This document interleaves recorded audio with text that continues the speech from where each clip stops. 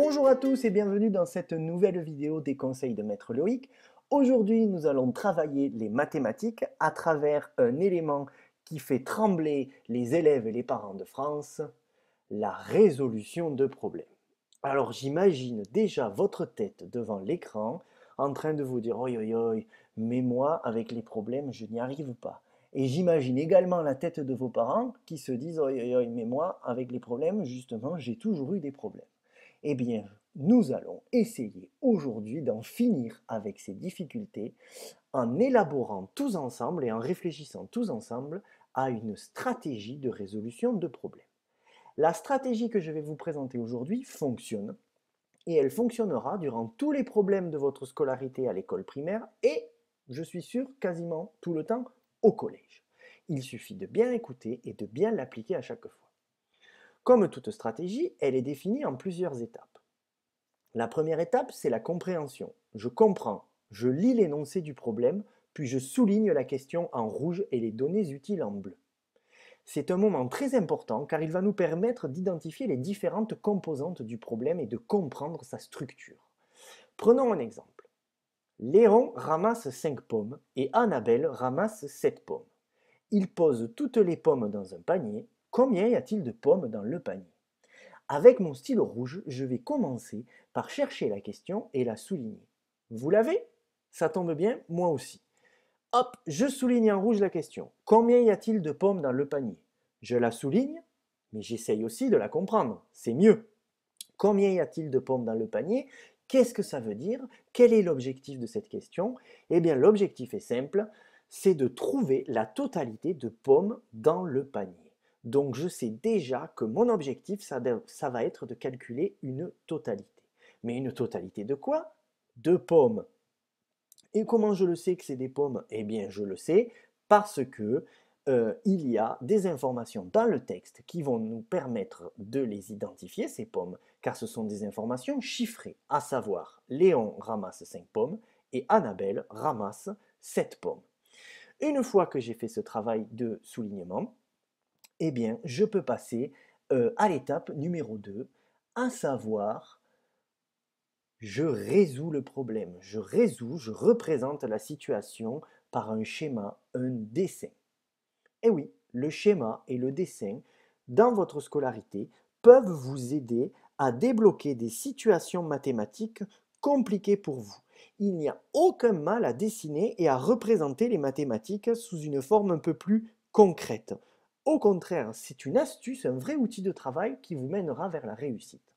Donc, à ma gauche, Léon, à ma droite, Annabelle. Toujours à ma gauche, je dessine mes 5 pommes. Toujours à ma droite, je dessine mes 7 pommes. Et voilà, j'ai représenté les informations soulignées en bleu dans un schéma qui synthétise tout cela et qui me permet de bien le visualiser. Il ne me reste plus qu'à passer à l'étape numéro 3, le calcul.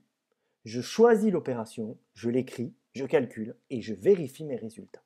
Et pour cela, je peux réinvestir les données que j'ai traduites dans un schéma.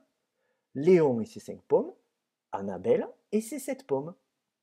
Dès lors, comme je vous l'ai dit tout à l'heure, on cherche à savoir la totalité des pommes qu'il y a dans le panier.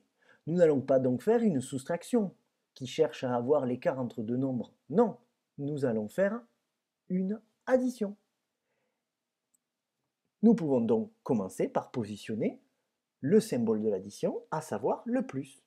Et puis, d'un côté, nous allons mettre le 5, puisque Léon a 5 pommes, et de l'autre côté, le terme sera 7, puisqu'Annabelle a 7 pommes. Ne reste plus qu'à calculer 5 plus 7 égale, alors vous pouvez utiliser vos doigts, vous pouvez utiliser votre tête directement, votre cahier, votre calculatrice, je ne sais quel outil, mais 5 plus 7 est égal à 12. Ça y est, je sais combien il y a de pommes dans le panier. Je peux maintenant passer à l'information, à l'étape, numéro 4, à savoir la réponse. Je réponds à la question en écrivant une phrase. Et oui, parce que les maîtres et les maîtresses sont un peu pénibles de temps en temps, il faut le dire, et on aime bien que vous répondiez à une question à travers une belle phrase de français. Donc, avec votre plus belle écriture et sur votre cahier, vous pourrez écrire «Il y a 12 pommes dans le panier». Nous avons fini de résoudre notre problème et nous pouvons passer à la cinquième étape, qui est ma préférée. Après avoir vérifié mon calcul, il ne faut pas hésiter à se féliciter. Je me félicite si j'ai réussi. Si le maître, la maîtresse, un adulte ou le corrigé me dit que le problème est bon, je n'hésite pas à me féliciter car cela me donne confiance et petit à petit cela m'aidera à grandir dans l'acquisition de connaissances. Voilà, ben écoutez, j'espère que cette nouvelle vidéo des conseils de Maître Loïc vous a plu. Si c'est le cas, ben n'hésitez pas à nous rejoindre sur notre page Conseils de Maître Loïc, sur notre page Facebook ou sur notre chaîne YouTube, toujours les conseils de Maître Loïc.